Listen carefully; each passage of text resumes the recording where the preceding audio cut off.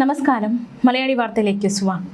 മുണ്ടക്കൈ ചൂരൽമല ഉരുൾപൊട്ടൽ ദുരന്ത ബാധിതർക്കായി എൽസ്റ്റിൻ എസ്റ്റേറ്റിൽ നിർമ്മാണം പുരോഗമിക്കുന്ന ടൗൺഷിപ്പിലെ 2 വീടുകളിൽ വിള്ളൽ കണ്ടെത്തിയെന്ന വാർത്തയാണ് പുറത്തുവരുന്നത്.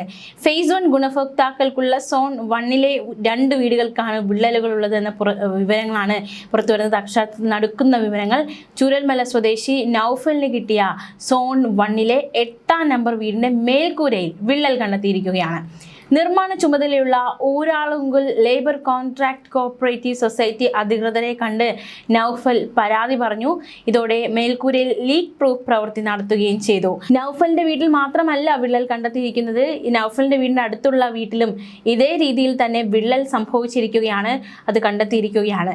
ഉരുൾപൊട്ടലിനെ വരെ പ്രതിരോധിക്കാൻ ഉതകുന്ന വീടാണ് നിർമ്മിക്കുന്നതെന്ന സർക്കാരിന്റെ വാദം അത് ഒരു വശത്ത് നിൽക്കുന്നുണ്ട്. അതിനിടയിലാണ് വിള്ളൽ കണ്ടെത്തിയിരിക്കുന്നത്. ആശങ്കയിലാണ്. നമുക്കറിയാം, ഒരു ദുരന്തം കണ്ടവരാണ് വയനാട് ജനത. അപ്പോൾ വീട്ടിലെ ഈ വിള്ളൽ അത് താമസയോഗ്യമാണോ എന്നതടക്കമുള്ള ചോദ്യങ്ങൾ ഉയരുന്നുണ്ട്. ആശങ്ക വർദ്ധിക്കുന്നുണ്ട്. അത്തരത്തിൽ ആശങ്കകളൊക്കെ നിലനിൽക്കുമ്പോഴാണ് വീടുകളിൽ വിള്ളൽ കണ്ടെത്തിയിരിക്കുന്നത്. അതേസമയം ഉരുൾ ബാധിതർക്കായി സർക്കാർ പ്രഖ്യാപിച്ച ദിനബത്ത കൂപ്പൺ വിതരണങ്ങൾ മുടങ്ങുന്ന സാഹചര്യം ഉണ്ടായിരിക്കുകയാണ്. മാർച്ചിലെ തുകയും കൂപ്പണും ഇതുവരെ കിട്ടിയിട്ടില്ല എന്ന് ദുരന്തബാധിതർ പറഞ്ഞു. ദുരന്തബാധിത കുടുംബത്തിലെ 2 പേർക്ക് പ്രതിദിനം 300 രൂപ തോതിൽ 9,000 രൂപയാണ് പ്രതിമാസം ദിനബത്ത. വയനാട് ടൗൺഷിപ്പിലെ നിർമ്മാണത്തിൽ അനിശ്ചിതത്വം തുടരുകയാണ്. മാത്രമല്ല, കഴിഞ്ഞ ദിവസമൊക്കെ വലിയ രീതിയിലുള്ള അനിശ്ചിതത്വം ഉണ്ടായിരുന്നു. ഫേസ് 1-ലെ 178 വീടുകൾ പോലും താമസയോഗ്യമായിട്ടില്ലാത്ത സാഹചര്യം. 40 വീടുകൾ മാത്രമാണ് താമസയോഗ്യമായതെന്ന് ജില്ലാ ഭരണകൂട ദുരന്ത ബാധിതരെ അറിയിച്ചിരുന്നു.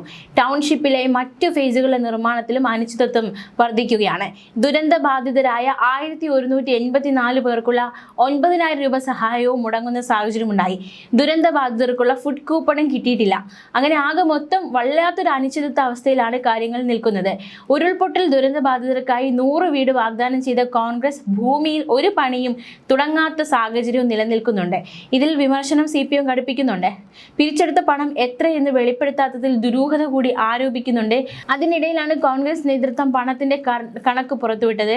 2 അക്കൗണ്ടുകൾ വഴിയായി 5,38,00,000 കോൺഗ്രസിന് കിട്ടിയതെന്ന് സണ്ണി ജോസഫ് പറഞ്ഞിരുന്നു. പദ്ധതിക്കായി ഭൂമി വാങ്ങിയതിന് 6,18,00,000 ചെലവായി. പിരിച്ചെടുത്തതിൽ കൂടുതൽ തുക വന്നതിനാൽ 97 ലക്ഷം രൂപ പാർട്ടി അധികമായി നൽകിയെന്ന് KPCC പ്രസിഡന്റ് പറഞ്ഞിരുന്നു.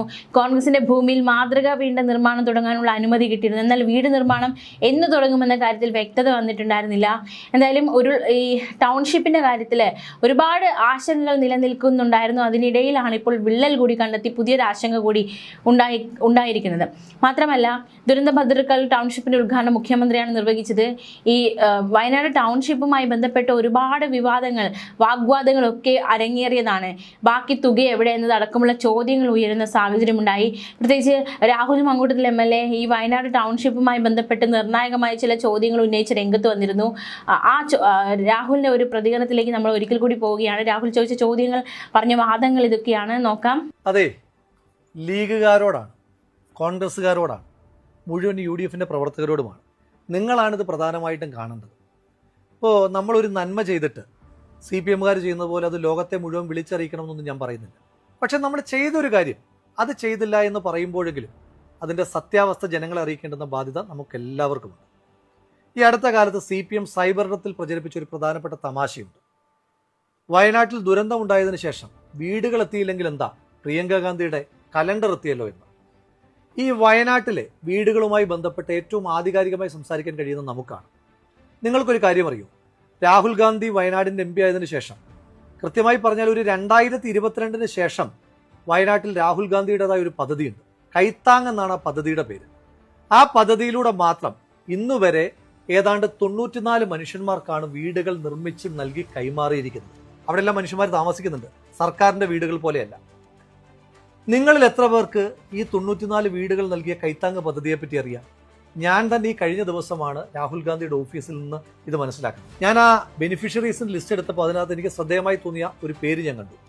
ശ്രീ AK ബാലൻ മന്ത്രിയായിരിക്കുമ്പോൾ അദ്ദേഹം വയനാട്ടിലെത്തിയിട്ട് ഇന്ത്യക്ക് ആകെ അഭിമാനമായ വയനാട്ടിൽ നിന്നൊരു കായിക താരത്തോട് പറഞ്ഞു, നിനക്ക് ഞാൻ വീട് വെച്ച് നൽകാമെന്ന്. AK ബാലൻ അതങ്ങ് മറന്നുപോയി, പൊടി തട്ടി അങ്ങ് പോയി. പക്ഷേ രാഹുൽ ഗാന്ധി ഇതറിഞ്ഞിട്ട് അദ്ദേഹം വാക്കുമാറിയില്ല, വീട് വെച്ച് നൽകി. അതടക്കം വയനാട്ടിൽ കാട്ടാനാക്രമത്തിൽ കൊല്ലപ്പെട്ട ഒരു സാധു മനുഷ്യന്റെ കുടുംബത്തിന് വീട് വെച്ച് കൊടുത്തതടക്കമാണ് ഈ 94 വീടുകൾ. ഇനി ദുരന്തത്തിന് ശേഷമുള്ള കാര്യങ്ങൾ മാത്രം പറയാം. ശ്രീമതി പ്രിയങ്ക ഗാന്ധി എന്ത് ചെയ്തു എന്നാണല്ലോ ചോദിക്കുന്നത്. മുണ്ടക്കൈ ചൂരൽമല പ്രദേശത്ത് ചെറിയ ചെറിയ കച്ചവടങ്ങളുമായി ജീവിച്ചിരുന്ന ഒരുപാട് മനുഷ്യന്മാരുണ്ട്. അവരെ ഈ സർക്കാർ മൈൻഡ് ചെയ്തിട്ടേ ഇല്ല. അങ്ങനെയുള്ള 40 മനുഷ്യന്മാരെ ലിസ്റ്റ് ചെയ്ത് അവർക്ക് ഓരോരുത്തർക്കും 5 ലക്ഷം രൂപ വീതം ശ്രീമതി പ്രിയങ്ക ഗാന്ധി കൊടുത്തു. അങ്ങനെ നോക്കുമ്പോൾ ആകെ 2 കോടി രൂപയാണ് വയനാട്ടിൽ മുണ്ടക്കൈയിൽ ചെറിയ ചെറിയ കച്ചവട സ്ഥാപനങ്ങളുമായി ഇരുന്ന മനുഷ്യന്മാർക്ക് ഇതിനോടകം ശ്രീമതി പ്രിയങ്ക ഗാന്ധി കൊടുത്തത്. ഇനി CPM-കാരോടാണ് ചോദിക്കുന്നത്. ഈ വീട് നിർമ്മിക്കാൻ കോൺഗ്രസിന്റെ ഈ പൈസ ഇല്ല എങ്കിൽ നിങ്ങൾ എങ്ങനെയാണ് 100 വീട് നിർമ്മിക്കുന്നത് ചോദിക്കുന്നുണ്ടല്ലോ. ആ CPM-കാരോട് പറയുന്നു, 94 വീട് നിർമ്മിക്കാൻ രാഹുൽ ഗാന്ധി ഒരു മനുഷ്യന്റെ കയ്യിൽ നിന്നെങ്കിലും 1 രൂപയെങ്കിലും പിരിച്ചിട്ടുണ്ട്. ഈ 2 കോടി രൂപ അവിടുത്തെ ചെറിയ കച്ചവടക്കാർക്ക് കൊടുക്കാൻ ശ്രീമതി പ്രിയങ്ക ഗാന്ധി 1 രൂപയെങ്കിലും പിരിച്ചിട്ടുണ്ടോ? ലീഗ് 50 വീടുകൾ നിർമ്മിച്ച് കൈമാറിയതിനെ പറ്റി നിങ്ങൾ എത്ര പേര് സംസാരിക്കുന്നുണ്ട്? ആ വീടുകൾ എന്ന് പറയുന്നത് സംസ്ഥാന സർക്കാർ നിർമ്മിച്ചു കൊടുത്തതുപോലെ ഇലക്ട്രിക് പണി, പ്ലംബിംഗ് പണിയൊക്കെ ബാക്കിയുള്ള വീടുകളല്ല, നിർമ്മാണം പൂർത്തീകരിച്ച ആളുകൾക്ക് കൈമാറി കഴിഞ്ഞു. നമ്മുടെ KPCC പ്രസിഡന്റ് കഴിഞ്ഞ ദിവസം കോൺഗ്രസിന്റെ കണക്ക് പുറത്തുവിട്ടതിന് ശേഷം ഹാലിളകിയ CPM-കാര് പ്രചരിപ്പിക്കുന്ന പുതിയൊരു ക്യാപ്സ്യൂളുണ്ട്. VS ജോയ് വെറും 3 പേരിൽ നിന്ന് പിരിച്ചത് 55 ലക്ഷം രൂപയാണ്. അങ്ങനെയാണെങ്കിൽ കേരളത്തിലെ കോൺഗ്രസ്സുകാരാകെ എത്ര രൂപ പിരിച്ചു കാണും? ആ ക്യാപ്സ്യൂൾ നിങ്ങൾക്കും ആപ്ലിക്കബിൾ ആണല്ലോ. അങ്ങനെയാണെങ്കിൽ ഞാൻ തിരിച്ചൊരു ചോദ്യം ചോദിക്കട്ടെ. നമ്മുടെ DYFI-കാരുടെ 20 കോടിയെ പറ്റിയിട്ടാണ്. DYFI-യുടെ പയ്യന്നൂർ ബ്ലോക്ക് കമ്മിറ്റി പിരിച്ചത് 33,18,907. DYFI മാടായി ബ്ലോക്ക് കമ്മിറ്റി പിരിച്ചത് 28,525,000. തലശ്ശേരി ബ്ലോക്ക് കമ്മിറ്റി പിരിച്ചത് 46,18,568. DYFI ഒഞ്ചിയം ബ്ലോക്ക് കമ്മിറ്റി പിരിച്ചത് 20,02,265. DYFI-യുടെ തളിപ്പറമ്പ് ബ്ലോക്ക് കമ്മിറ്റി പിരിച്ചത് 23,50,000. DYFI നീലേശ്വരം ബ്ലോക്ക് കമ്മിറ്റി പിരിച്ചത് 30,300,000.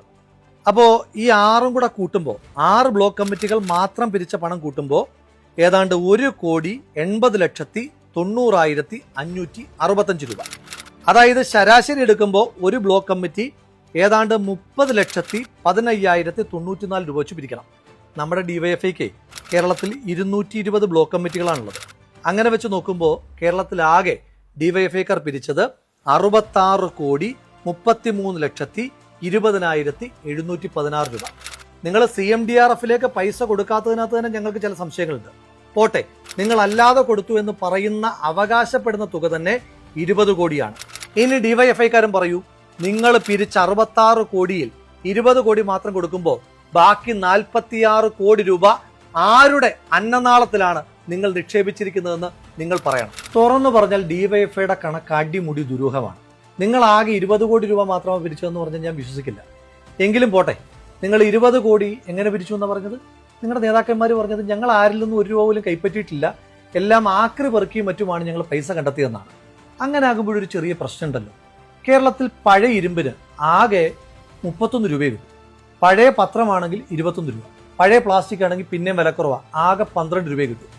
അങ്ങനെയാണെങ്കിൽ നിങ്ങൾക്ക് 20 കോടി രൂപ വേണമെങ്കിൽ എത്ര ടൺ കണക്കിന് പേപ്പറും പ്ലാസ്റ്റിക്കും ഇരുമ്പും ഒക്കെ കൊടുക്കേണ്ടി വരും? അങ്ങനെയാണെങ്കിൽ ആ സമയത്ത് കേരളത്തിലെ റോഡുകളിലെല്ലാം DYFI-ക്കാരുടെ ആക്രി ലോറികൾ മാത്രം കൊണ്ട് നിറഞ്ഞേനെ. അങ്ങനൊരു കാലം നമുക്ക് ഓർമ്മയില്ല.